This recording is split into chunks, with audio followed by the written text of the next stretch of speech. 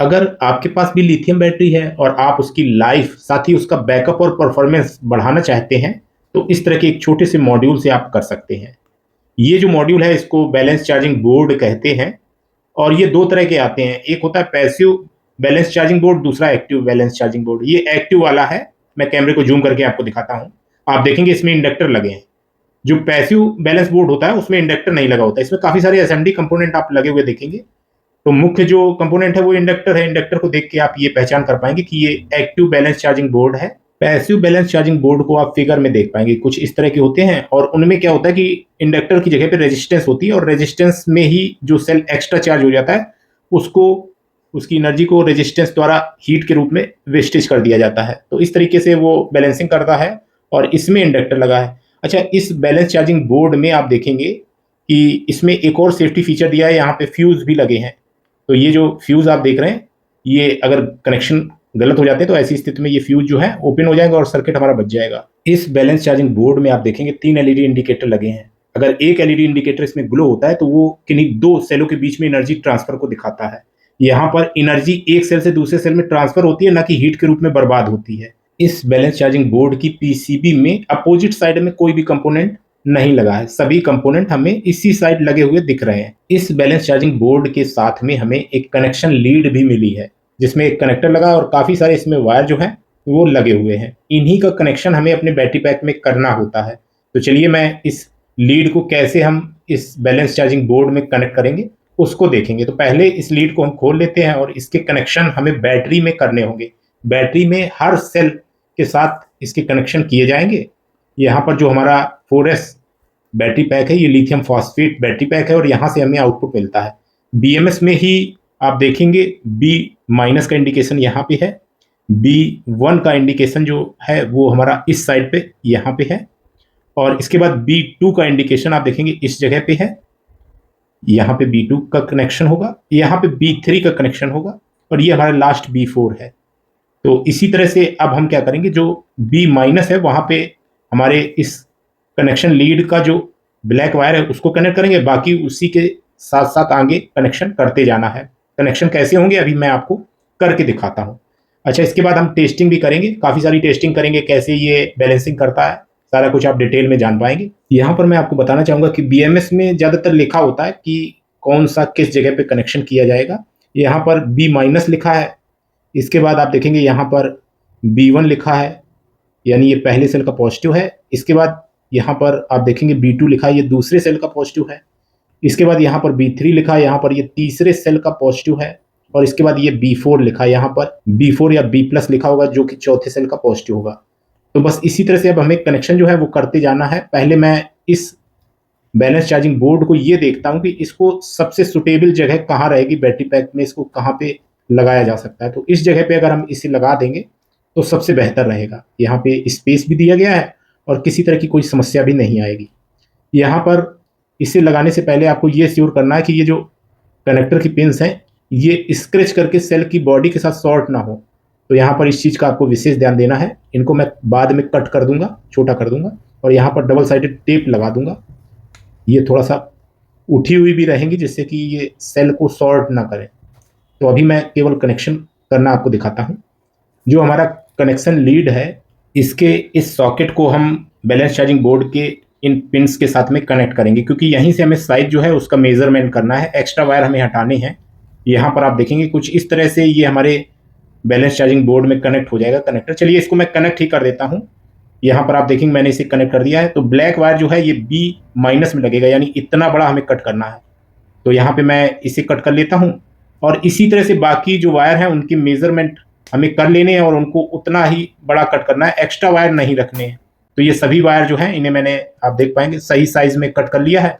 इसके बाद हम इस कनेक्टर को निकाल लेंगे जैसा कि आप यहाँ पर देख पा रहे हैं। और अब हमें क्या करना है, इन सभी वायर से थोड़ा थोड़ा वायर छील लेना है कटर की सहायता से और इसके बाद इन वायर्स को हमें मोड़ देना है अच्छी तरह से कि ये वायर बाहर को ना भागें और इनमें फ्लक्स पेस्ट लगाकर सोल्डिंग आयरन की मदद से इनमें जो सोल्डर है उसे थोड़ा थोड़ा लगा देना है, जिससे कि अब हमें सोल्डरिंग करने में भी आसानी रहेगी। बैलेंस चार्जिंग बोर्ड के कनेक्टर के कनेक्शन जो है आप यहाँ पर ऊपर साइड मैंने फिगर दे दिया है, इसको देख के समझ पाएंगे। B0 यानी ब्लैक वायर जो है इसको हमें BMS के B माइनस में कनेक्ट करना है।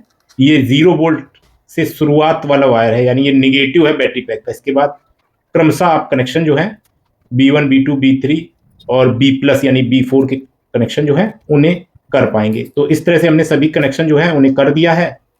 और अब कनेक्शन होने के बाद इस कनेक्टर को अब हम अपने बैलेंस चार्जिंग बोर्ड, जो कि हमारा एक्टिव बैलेंस चार्जिंग बोर्ड है, उसके साथ में कनेक्ट करेंगे। तो यहाँ पर आपको ये कंफर्म कर लेना है कि कनेक्शन बिल्कुल सही होने चाहिए, अन्यथा आपका बैलेंस चार्जिंग बोर्ड जो है वो खराब हो सकता है, डैमेज हो सकता है। तो यहाँ पर आप देख पा रहे हैं कि मैंने कनेक्शन चेक करने के बाद ही कनेक्टर को इसमें लगाया है। यहाँ पर आप देखेंगे कि हमने बैलेंस चार्जिंग बोर्ड को बैटरी पैक के साथ में कनेक्ट कर दिया है, और उसके बाद भी हमारे बैलेंस चार्जिंग बोर्ड द्वारा कोई भी एनर्जी ट्रांसफर नहीं किया जा रहा है। अच्छा, यहाँ पर अगर एनर्जी ट्रांसफर की जा रही होती तो इसमें लगी एलईडीज जो है, कोई भी एक या दो, हो सकता है तीनों एलईडीज ग्लो करती, लेकिन ऐसा नहीं हो रहा है। क्योंकि बैटरी पैक को हमने पहले ही चार्ज कर लिया था IMAX के B6 चार्जर से। IMAX के B6 चार्जर द्वारा हर तरह की रिचार्जेबल बैटरी को आप आसानी से चार्ज कर सकते हैं। बहुत ही बेहतरीन चार्जर है। यहाँ पर इस बैटरी पैक का पॉजिटिव निगेटिव दिया गया है और इन पे हम चार्जिंग दे रहे हैं, जिससे कि हमें ये पता चल सके कि इस BMS द्वारा बैलेंसिंग चार्जिंग के दौरान भी की जाती है या नहीं की जाती है। तो यहाँ पर आप देखेंगे कि कनेक्शन जो है वो हमने दे दिए हैं चार्जिंग के। अगर कोई सेल ज़्यादा चार्ज होगा तो वो जल्दी से उसके वोल्टेज जो है वो बढ़ेंगे। ऐसी स्थिति में बैलेंस चार्जिंग बोर्ड द्वारा LED इंडिकेशन जो है वो हमें दिखाई देगा, जिससे हमें ये पता चल जाएगा कि अब ये चार्जिंग के दौरान भी बैलेंसिंग का प्रयास जो है वो कर रहा है, जिससे हमारी बैटरी जो है वो बैलेंस चार्जिंग के दौरान भी होती है। यहाँ पर आप देखेंगे कि इस तरह से मैं इसे चार्जिंग में लगा दिया है, और इसके जो इंडिकेटर हैं वो हम देखते हैं कि क्या ग्लो करेंगे। तो यहाँ पर मैंने इसे काफ़ी देर लगाया, लेकिन आप देखेंगे कि इसमें एक LED इंडिकेटर जो है इसका अब ग्लो करना चालू हुआ। तो यहाँ पर जो सेल सबसे जल्दी चार्ज हो जाएगा उस सेल द्वारा जो सेल उसके बगल का सेल होगा उसमें एनर्जी ट्रांसफर होने लगेगा। तो इस तरह से आप देखेंगे कि इसका LED इंडिकेटर अब हमें इंडिकेट कर रहा है कि इसमें एनर्जी ट्रांसफर हो रहा है। अच्छा, ये बीच वाला इंडिकेटर है, तो इसका मतलब कि बीच वाले दो सेलों के मध्य ही एनर्जी का ट्रांसफर जो है वो हो रहा है। यहाँ पर मैं अभी आपको और क्लियर दिखाता हूँ। उसके लिए मुझे अब एक मल्टीमीटर जो है उससे इसकी टेस्टिंग जो है वो करके दिखानी होगी। यहाँ पर आप देख पाएंगे मल्टीमीटर को हम DC वोल्टेज सेक्शन में इसका सिलेक्टर स्विच लगा लेते हैं, और अब हम वोल्टेज जो है उसे चेक करेंगे। सबसे पहले हम वोल्टेज चेक करेंगे B माइनस और B1 का। यहाँ पर आप देखेंगे B माइनस यानी बैटरी का 0 वाले पॉइंट से पहले सेल का वोल्टेज चेक करें, 3.44 दिखा रहा है। इसके बाद दूसरे सेल का वोल्टेज आप देखेंगे 3.469 दिखा रहा है। इसके बाद आप तीसरे सेल का वोल्टेज देखेंगे, यहाँ पर 3.451 दिखा रहा है। चौथे सेल का 3.579 दिखा रहा है। तो यहाँ पर वोल्टेज में काफ़ी ज़्यादा अंतर है। पहले सेल का 3.43 और दूसरे सेल का 3.46। यहाँ पर दूसरे सेल और पहले सेल में एनर्जी ट्रांसफर नहीं हो रही थी, दूसरे सेल और तीसरे सेल में एनर्जी ट्रांसफर हो रही थी, और इस समय वो एनर्जी ट्रांसफर होना बंद हो गया। यानी सेल जैसे ही बैलेंस हो जाएंगे ऐसी स्थिति में एनर्जी ट्रांसफर होना रुक जाता है। यहाँ पर सेलों के मध्य का जो वोल्टेज वेरिएशन है वो ±30 मिली वोल्ट होगा, तभी एनर्जी ट्रांसफर होना चालू होगा। चलिए मैं एक बार फिर से आपको वोल्टेज सभी सेलों का चेक करके दिखाता हूँ। पहले सेल का 3.437, दूसरे सेल का 3.455, तीसरे सेल का 3.515, चौथे सेल का 3.564 वोल्ट यहाँ पर दिखा रहा है। तो अभी वोल्टेज वेरिएशन ज़्यादा नहीं है, इसकी वजह से बैलेंसिंग जो है ये बैलेंस बोर्ड नहीं कर रहा है। हम क्या करते हैं कि हम कुछ ऐसा करते हैं जिससे किसी भी तरह से सेलों के बीच वोल्टेज वेरिएशन आ जाए। यहाँ पर हम क्या करेंगे, इस तरह की दो रेजिस्टेंसें जो कि 2E210 वाट की हैं को मैंने पैरेलल में जोड़ दिया और इन वायर्स द्वारा कनेक्ट कर दिया। वायर के साथ में मैंने मैग्नेट लगा दिए हैं और मैं अपने बैटरी पैक के किसी एक सेल को डाउन कर दूंगा। यहाँ पर आप देखेंगे कि मैं इस तरह से, चूंकि मैंने मैग्नेट लगाए तो ये हमारे सेल के टर्मिनल के साथ में चिपक जाते हैं, जिससे कि सेलों से जो करंट है वो इन रेजिस्टेंस के थ्रू ड्रॉप हो जाएगा और रेजिस्टेंस सेलों के अंदर का जो चार्ज है उसको डिस्चार्ज करेंगी, जिससे कि बैटरी पैक हमारा अनबैलेंस हो जाएगा। ऐसी स्थिति में हमारा एक्टिव बैलेंस बोर्ड जो है वो फिर से बैलेंसिंग करने लगेगा। यहाँ पर उसकी कोई ना कोई एलईडी हमें इंडिकेट करेगी। अच्छा, एलईडी कौन सी इंडिकेट इसमें करनी चाहिए? इसमें पहली या दूसरी दोनों ही एलईडी इंडिकेट कर सकती हैं। यहाँ पर आप देखेंगे कि मैंने इसको डिस्चार्ज करने में लगा दिया। कुछ समय बाद हम इसे देखते हैं तो आप देखेंगे पहले नंबर की एलईडी जो है ये हमारी इसमें ग्लो होने लगी, जिससे हमें ये पता चलने लगा कि पहले और दूसरे सेल के मध्य एनर्जी ट्रांसफर हो रही है। अच्छा, ये कुछ देर में एनर्जी जब ट्रांसफर हो जाएगी और दोनों बैलेंस हो जाएंगे, ऐसी स्थिति में फिर से एलईडी इंडिकेटर जो बैलेंसिंग बोर्ड में चल रहा है वो बंद हो जाएगा। अब हम इसी तरह से दूसरे सेल को भी डिस्चार्ज करते हैं। यहाँ पर आप देखेंगे मैं दूसरे सेल को अब डिस्चार्ज करता हूँ और इसके बाद हम देखते हैं कि क्या होता है। यहाँ पर हमें कुछ देर इंतजार करना होगा और आप देख पाएंगे कि हम कुछ समय बाद ही देखेंगे कि हमारे बैलेंस चार्जिंग बोर्ड में आप देख पाएंगे तीसरे नंबर की एलईडी ग्लो करने लगी, यानी चौथे और तीसरे सेल के मध्य एनर्जी ट्रांसफर हो रहा है।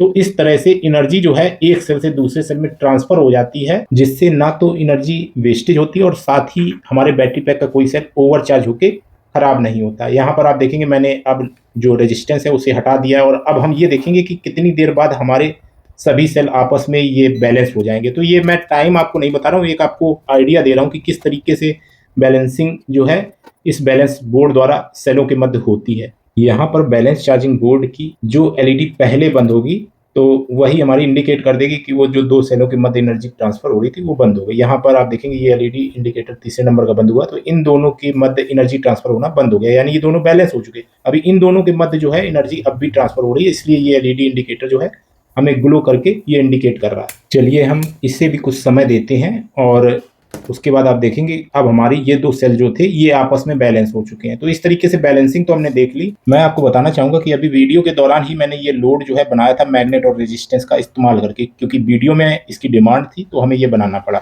यहाँ पर चूंकि जो हमारा बैटरी पैक है उसको अब हम चार्जिंग के दौरान बैलेंसिंग हमें देखनी है, तो हम इसे चार्जिंग जो है वो देंगे। अच्छा, एलिगेटर क्लिप इसके कनेक्टर्स पे लगे हुए हैं और मुझे बस चार्जिंग ऑन करनी है।